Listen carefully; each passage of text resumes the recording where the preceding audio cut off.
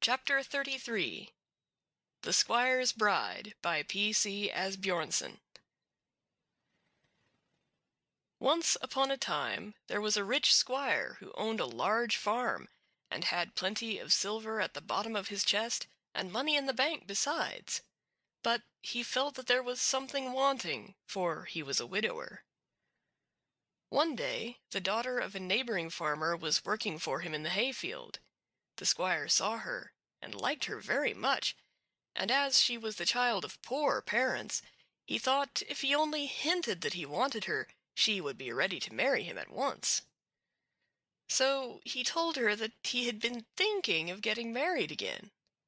"Aye, one may think of many things," said the girl, laughing slyly.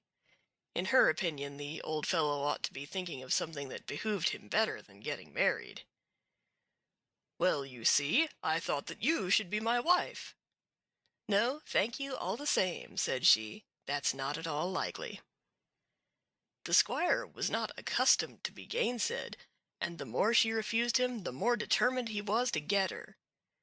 But as he made no progress in her favor, he sent for her father, and told him that if he could arrange the matter with his daughter, he would forgive him the money he had lent him, and he would also give him the piece of land which lay close to his meadow into the bargain. "Yes, you may be sure I'll bring my daughter to her senses," said the father. "She is only a child, and she doesn't know what's best for her." But all his coaxing and talking did not help matters. She would not have the squire, she said, if he sat buried in gold up to his ears.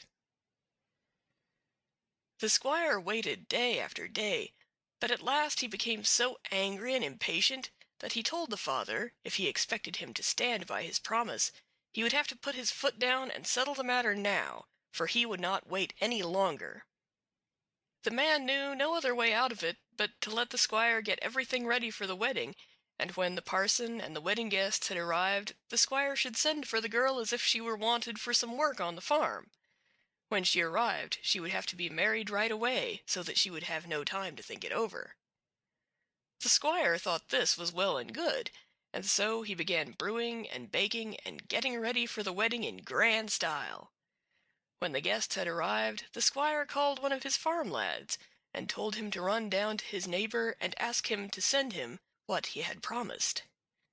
"But if you are not back in a twinkling," he said, shaking his fist at him, "I'll—" He did not say more, for the lad ran off as if he had been shot at.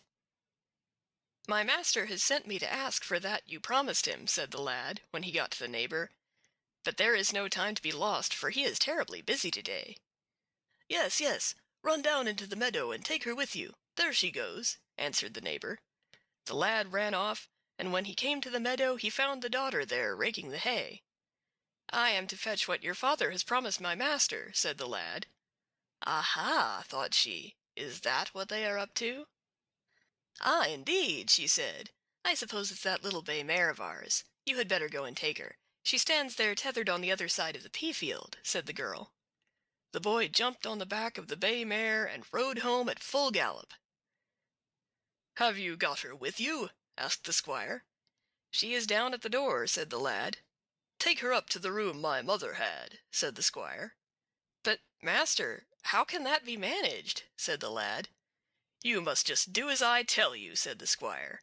"If you cannot manage her alone, you must get the men to help you," for he thought the girl might turn obstreperous. When the lad saw his master's face, he knew it would be no use to gainsay him. So he went and got all the farm tenants who were there to help him.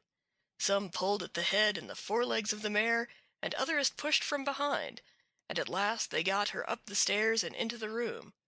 There lay all the wedding finery ready. "Whew! Now that's done, master," said the lad. "Oh, but it was a terrible job. It was the worst I have ever had here on the farm." "Never mind, you shall not have done it for nothing," said his master. "Now send the women up to dress her." But I say, master," said the lad. "None of your talk," said the squire. "Tell them they must dress her, and mind and not forget either wreath or crown." The lad ran into the kitchen. "Look here, lasses," he said. "You must go upstairs and dress up the bay mare as a bride. I expect the master wants to give the guests a laugh." The women dressed the bay mare in everything that was there, and then the lad went and told his master that now she was ready dressed, with wreath and crown and all. "Very well, bring her down," said the Squire. "I will receive her myself at the door," said he. There was a terrible clatter on the stairs, for that bride, you know, had no silken shoes on. When the door was opened and the Squire's bride entered the parlor, you can imagine there was a good deal of tittering and grinning. And as for the Squire, you may be sure he had had enough of that bride, and they say he never went courting again. End of chapter 33.